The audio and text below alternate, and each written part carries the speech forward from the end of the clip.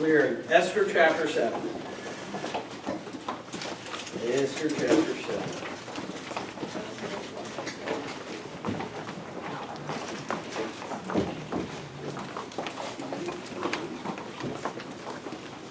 There's a lot going on in this. It's not really a little book, but it's not a long book either. It only has these 10 chapters. And the 10th chapter is one of the shortest in the whole of Scripture, only having 3 verses.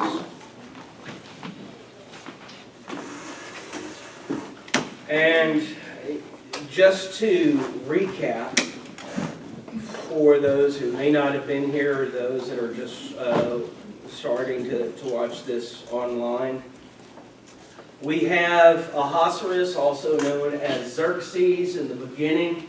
He rules over 127 different provinces, a very lavish lifestyle. You can read the furnishings and what have you in chapter 1. This great banquet that he holds. And then he calls out his queen, Queen Vashti, to come out and parade herself in front of all of the princes so that they can see her beauty. Only she refuses. And so that causes a little bit of a stir. He's angered, but he doesn't necessarily lash out in that anger. Instead, he goes to his quote-unquote wise counselors and asks what he should do. And they say, well, you have to make an example of Vashti. She can't refuse the king, no matter who she is. You're going to have this spread throughout your kingdom, and it's just going to cause an uproar for all of the princes and their marriages and people obeying or not obeying them. So Vashti, she's out. He comes back from battle being defeated, and there are these virgin women that are gathered from the 127 different provinces so that he might pick a new queen. They go through a type of finishing school. They're told how to act around a king. They're told, how to wear perfume and basically how you would be in royalty. I was actually thinking about this just a couple of days ago, and a good example. You ever see the movie, the Disney movie, The Princess Diaries, I think it is, where, she's just, I think I'm thinking of the right one. We're going to ask you, how do you know this? I like good movies, but how just kind of the high school student who's kind of frumpy and all of this type of stuff, and then she's brought in and it's, this is how you're supposed to be. This is how your hair is supposed to be, how you're supposed to act. So kind of like that is what these women are going through. I mean, you take a beautiful virgin farm girl and all of a sudden she's looking at being elevated to the palace. Those are two different really societies that you would operate in. And so out of all of them, Esther gains favor, and she ends up becoming queen. Now, she has Mordecai, who's been taking care of her up until this point, and he tells her, don't tell them that you're a Jew. Don't tell them your background, don't tell them who your people are, don't expose me, because this is Persia, and the people are under rule, and it would have been a very difficult thing. She would not have been queen. And so she doesn't. And even there we can see the providence of God. Right? And it's really interesting and sometimes even difficult to work out when you start going down these rabbit trails. Because on the one hand, we could say, well, there's the providence of God, because if Esther was not queen, then she would not able to combat the plan of Haman to kill all of the Jewish people, right? But then we could also say, well, that would also mean that maybe Mordecai wasn't a guard. And if he wasn't a guard, then he would have been upsetting Haman, and there never would have been a plan hatched to kill the Jews. So it's very interesting that we, even looking back and having this history recorded, we can say, well, what if this happened, but then this wouldn't have happened, but then this wouldn't have happened? The brilliant part of that, though, is that looking back, we can't really understand everything that could have happened or would have happened. But God is able to look forward to see things that haven't happened, because all things are for Him, they're through Him, for Him, and they're for His glory. So we see His hand at work here. So we have, the king, elevating Haman, the prince. He is second only to the king, and people are to bow down to him. Mordecai doesn't do it. Haman gets upset. Mordecai's fellow guards are kind of pestering him, and finally he reveals that he's a Jew. So Haman sees an opening. He sees that opening, and he goes to the king, and he says, hey, listen, there's a people in your land that they don't follow your laws. They don't obey what you say or anything, And this is what I think should happen. And so he hatches a plan to have the Jewish people, men, women, and children, annihilated, wiped from the face of the earth. Okay? Now, during that time also, his wife has convinced him to build gallows to hang Mordecai from. So there's a lot going on here. And Haman, he casts lots, and the lot for a particular day as to when this is going to happen, and it's supposed to be about a year out. And Esther, she has asked the people to fast, through Mordecai, the people to fast for her for 3 days. Because she knows that if she goes into the king without being called, she can be put to death. So, and during this fast, people, they talk about fasting nowadays and they reference everything. Well, you can fast from social media. You can fast from TV and all of that. That's not the fasting, obviously, that the Jews are doing here. For them, a period of fasting was typically, now there's different types of fasts. There would be a sun-up to sundown fast, where there'd be no food or water at all, and you can eat at night. And then there would be fasts where it was no food, in this case for 3 days, and nothing but water, right? And most scholars tend to believe that that's what this particular fast was, that it was 24/7 for 3 days, and it was nothing but water. And during that time, they would be petitioning God in prayer. Right?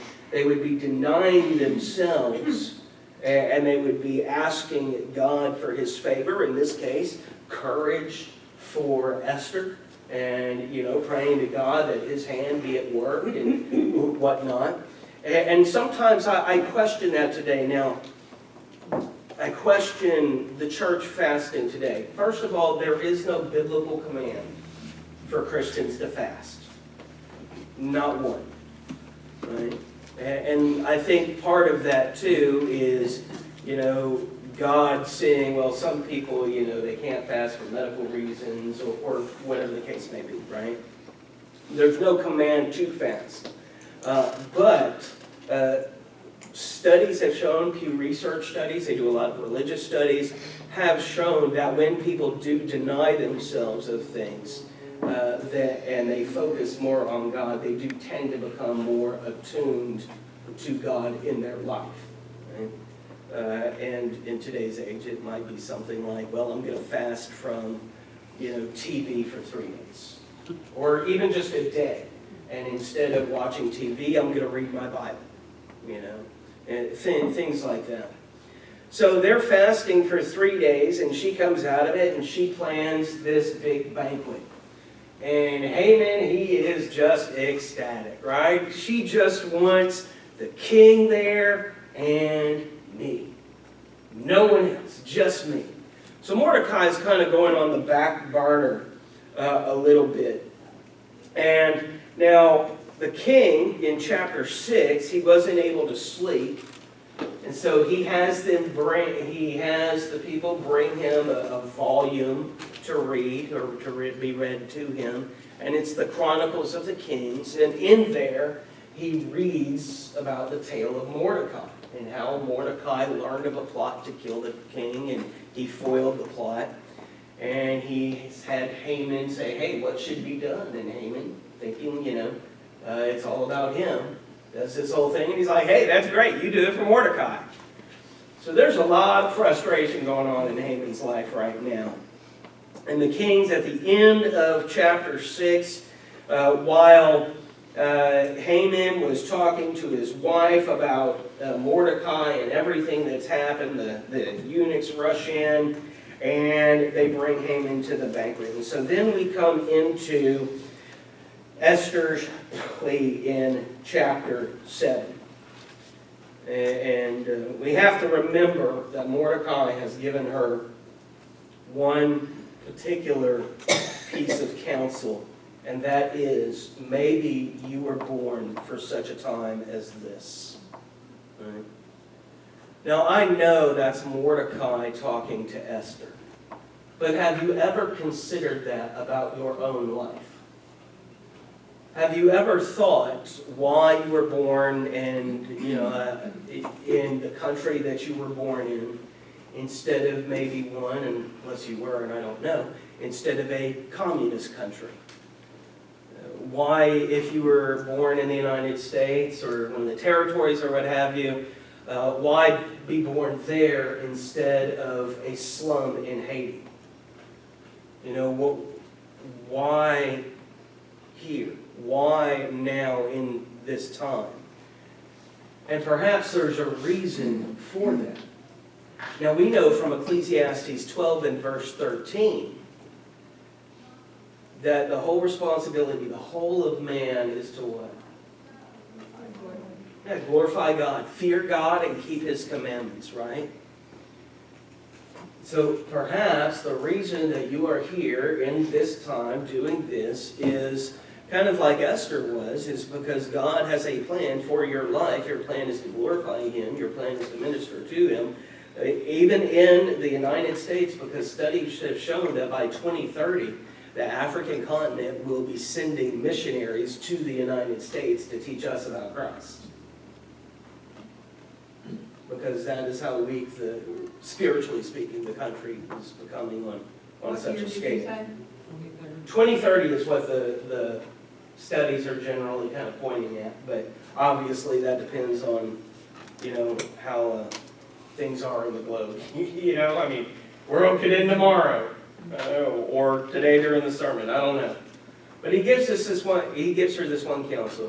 Maybe this is the reason that you were born. So often people wonder, why was I born? Why am I here?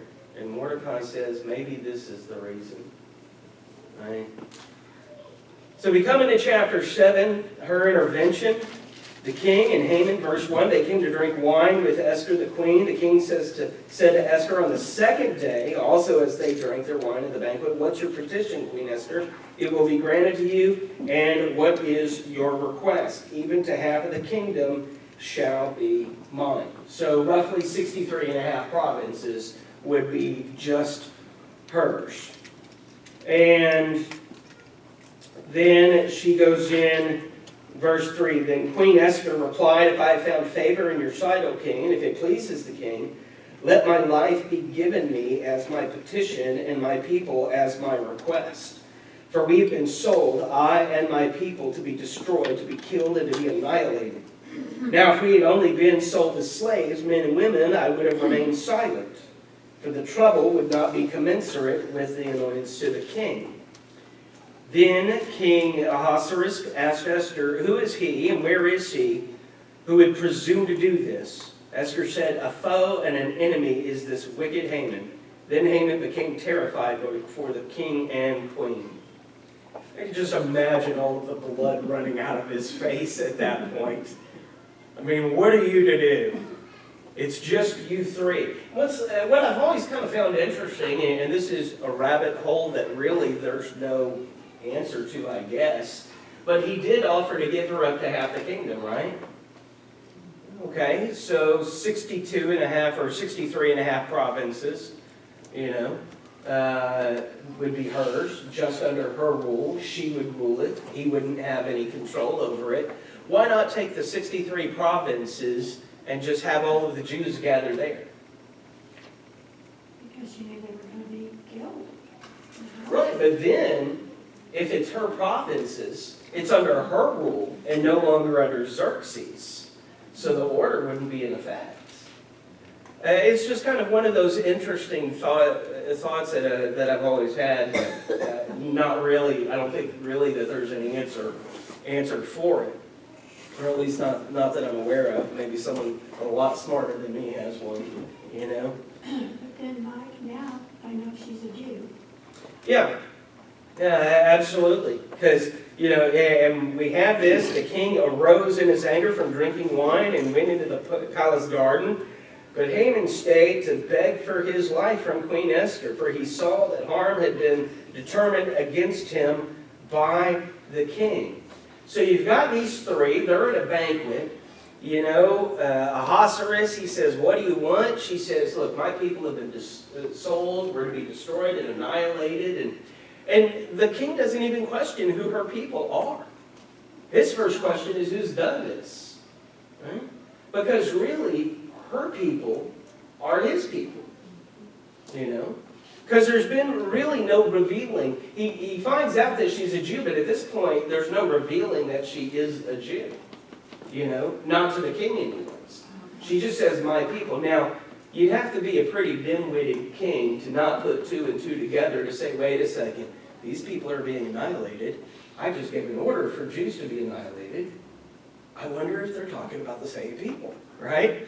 So Ahasuerus, he goes out in his anger. Haman stays behind. Because again, that law is still in place. You don't come to the king unless he calls you. So what's he do? He runs over to Esther. Bad news. Tell me about it.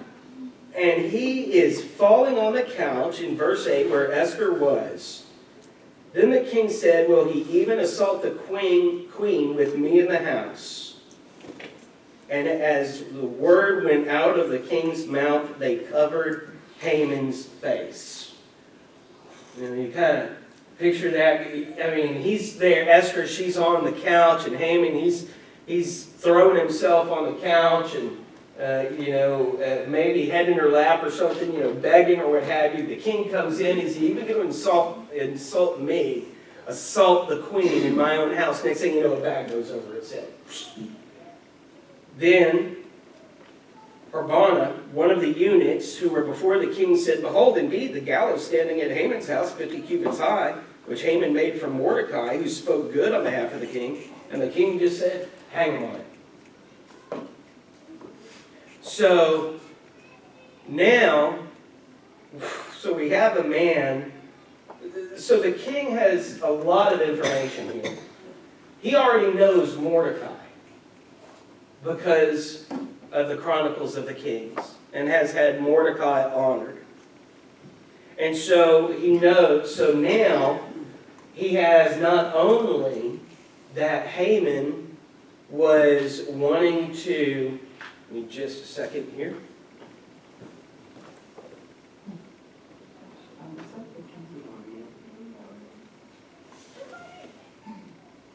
Jesus against all the people.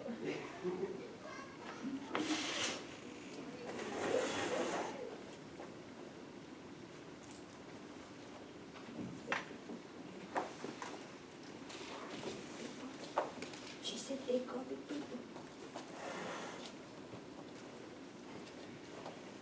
So the information that Ahasuerus has now is, now Haman, he has not only insulted the queen, but he wanted to kill Mordecai as well, someone who saved his life.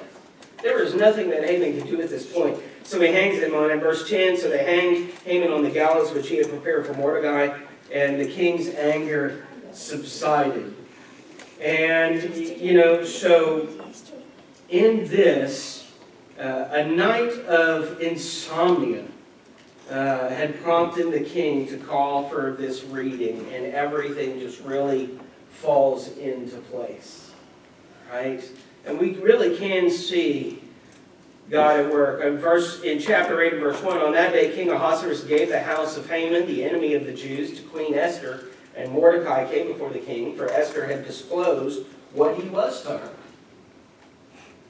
Now, we don't know what was recorded in the Chronicles of the Kings. And right now, all we still kind of have regarding Mordecai is word of mouth. Remember, it was Mordecai that told his fellow guards that he was a Jew. It was those guards that told Haman that he was a Jew. Haman didn't say anything other than to his wife. And she said, if he is a Jew, you're not going to prosper. But he didn't say anything to the king that we have. We don't know if it's recorded that Mordecai was a Jew in the Chronicles of the King. But Esther had disclosed what he was to her. Now, what he was could have been, he's a Jew, could have been his familial relationship to her. But the king takes off his ring that he had taken from Haman, gave it to Mordecai, because remember, he had given his ring to Haman to seal the decree by which the Jews were to be killed. So he takes off the ring, gives it to Mordecai, and Esther set Mordecai over the house of Haman. Then Esther spoke again to the king, fell at his feet, wept, and she's pleading for the people. The king extends the scepter, so she comes before him, and it basically comes down to there's nothing that I can do about it. The king can't revoke his own laws, which is kind of odd to me, just quite frankly. But on the one hand, I can see the wisdom in that, because I would think that would cause a king to be really slow and patient to what laws he actually enacts. We would hope, right? We would hope. Now something gets enacted, and next thing you know, you got Congress and you got the Senate, and yes, ma'am. I forget how Mordecai comes into the picture. He didn't come in with Esther, did he? He was already there? Well, is that he was raising Esther. Okay, so Yeah. he came with her. Yeah. Okay. I couldn't remember. Yeah. So, the king in verse 7, he says, look, I've given the house of Haman to Esther. He had him hung on the gallows. You write to the Jews as you see fit in the king's name. This is verse 8. Seal it with the king's signet ring, for a decree which is written in the name of the king and sealed with the king's signet ring may not be revoked. So the king's scribes were called at that time in the 3rd month, that is the Mount of Savon, on the 23rd day, and it was written according to all that Mordecai had commanded the Jews.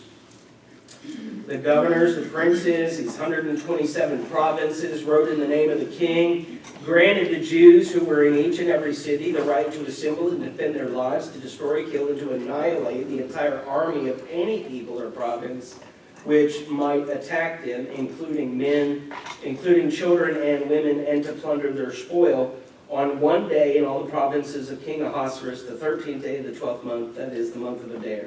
And then this edict goes out. So the same day, really, we have this kind of same day that the people are to rise up, that the Jews now have permission to rise up as well. Sharon had mentioned this, that if the people had just kind of gathered together, right, and addressing it now is that it was against the law for them to gather. They weren't allowed to gather together because people didn't want there to be uprising. So now Mordecai says you can gather together, and now you can attack. So now we're in a predicament, right? This is really a war, God and the world, so to speak, because the people have been ordered by the king on this particular day to annihilate all the Jews. They've been ordered to do so. Don't have a choice in the matter. At the same time, the Jews have now been ordered by the king, or in the king's name, to rise up and fight the people if they're attacked. So we know, so there is a war that is coming. Cannot be avoided, because these people can't refuse the king's order not to attack them. So they're going to attack. The Jews are going to rebel. And so the couriers, they go out, they take these, the Jews, they're happy and glad and joy and honor there in verse 16. In verse 17, in each and every province and in each and every city, wherever the king's commandment and decree arrived, there was gladness and joy for the Jews, a feast and a holiday, and many among the peoples of the land became Jews, for the dread of the Jews had fallen upon them. You know? Nothing like massive war to convert some people, right? You know? Like, I'll grow this out, and I'll have the four corners, I'll do whatever. I'm a Jew now, you know? Anything to avoid that. So it's kind of interesting there. Any thoughts or comments so far, though? So one law doesn't override the other law. They're both still in effect. Right. That's interesting.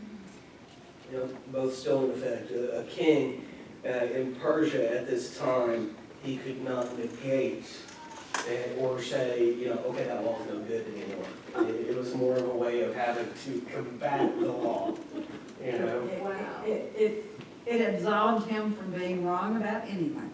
Pretty much, you know. Yeah, you might say I wanted to kill the Jewish people, but I said they could fight back, Yeah. you know. Yeah. You know?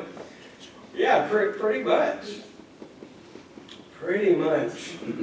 So on that particular day, verse 2 of chapter 9, the Jews assembled in their cities throughout the provinces. King Ahasuerus to lay hands on those who sought their harm, and no one could stand before them, for the dread of them had fallen on all the people, even all the princes of the provinces, the satraps, the governors, and those who were doing the king's business assisted the Jews, because the dread of Mordecai had fallen on them. So you have these princes who were at the beginning of the book in this lavish party, drinking with the king and everything, and now they have completely abandoned their faith in order to become Jews to save their own skin. Right? Verse 4, indeed, Mordecai was great in the king's house, and his fame spread throughout all the provinces. For the man Mordecai became greater and greater. So the Jews struck all their enemies with the sword, killing and destroying, and they did what they pleased to those who hated them. There is a book, if you're someone who questions things like this in the Old Testament, you know, in God, through his providence, saying, you know, yeah, you kill men, women, and children, do this to this land, do this to this people, and that, and so on. I cannot remember the name of the author, but there is a book that addresses this very topic. It's called, Is God a Moral Monster? Because that is a question that many people have, and it's a valid question. How can a loving God, you know, sit there and tell his people, hey, go over here, kill all the men, women, and children, and all their cattle, and everything? How can a loving God do that? I have a copy in my office I'll bring over after class if you kind of want to flip through it and see if you might want to order it or something. But it's called Is God a Moral Monster? We'll kind of skip down here to verse 12 of chapter 9. The king said to Queen Esther, the Jews have killed and destroyed 500 men and the 10 sons of Haman at the citadel in Susa. When they have done in the rest of the king's provinces, now what's your petition? It shall be granted to you, and what is your further request? It shall also be done. I don't know how beautiful Esther was, but at first he offered twice to give her up to half of his kingdom. She doesn't want that. She wants the people to be able to fight back, essentially. So he grants that, and even after all of these people are killed, he doesn't even think Jews are killing my people. That doesn't, at least as far as the text reveals, that doesn't even come into his head. And he goes back to her and he says, anything else, sweetheart? Can I get you anything else? Right? And so Esther says there in verse 13, if it pleases the king, Let tomorrow also be granted to the Jews who are in Susa to do according to the edict of today, and let Haman's 10 sons be hanged on the gallows.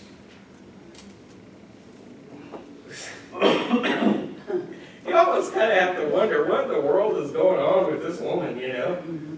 It's almost like she's kind of got a thirst for it, you know? I mean, one day of the Jews fighting back wasn't enough. Can we have 2 days, you know? It's kind of like the little boy in Oliver Twist, and he's like, please, can I have some more? You know, she's like, hey, can we have a second day? So the king commanded that it should be done. And the Jews who were in Susa assembled also on the 14th day of the month of Adar and killed 300 men in Susa, but they did not lay hands on the plunder. Now the rest of the Jews who were in the king's provinces, they assembled, defended themselves, rid themselves of their enemies, and killed 75,000 of those who hated them. But they did not lay hands on the plunder. Verse 18, the Jews who were in Susa assembled on the 13th day, the 14th day of the same month. They rested on the 15th day and made that a day of feasting and rejoicing. So we come in here what is called the Feast of Purim. That's when this is instituted. It's also called the Feast of Lots. You might even have a little header there. I don't know if it says Lots or Purim in your translation. But essentially, that was a feast that was instituted to celebrate the salvation of the Jews through Queen Esther's actions. Okay? So they're celebrating it because, verse 22, on those days the Jews rid themselves of their enemies. The Jews undertook what they had started to do, and Mordecai had written to them. The adversary, verse 20, Haman, had schemed against the Jews to destroy them and had cast Pur, that is, the lot, to disturb them and destroy them. But when it came to the king's attention, he commanded by letter that his wicked scheme, which he had devised against the Jews, should return to his own head. So, therefore, they called these days Purim after the name Pur. The Jews established, made a custom for themselves, their descendants, and what have you. So those days were to be remembered and celebrated throughout every generation. Verse 29, Esther wrote with full authority to confirm the second letter about Purim. He sent letters to all of the Jews in all of the provinces. The command of Esther established these customs for Purim, and is written in the book, presumably the Chronicles of the Kings. And in chapter 10, very short, King Ahasuerus laid a tribute on the land and on the coastlands of the sea, and all the accomplishments of his authority and strength, and the full account of the greatness of Mordecai, which the king advanced him. For Mordecai the Jew was second only to King Ahasuerus. He had taken Haman's place, and great among the Jews and in favor with his many kinsmen. So when we look at this, we see a few things. Scripture tells us that no enemy against us will prosper. Being a people of God, a people wholly devoted to God. Now, at the beginning, it really doesn't seem like there's any hope.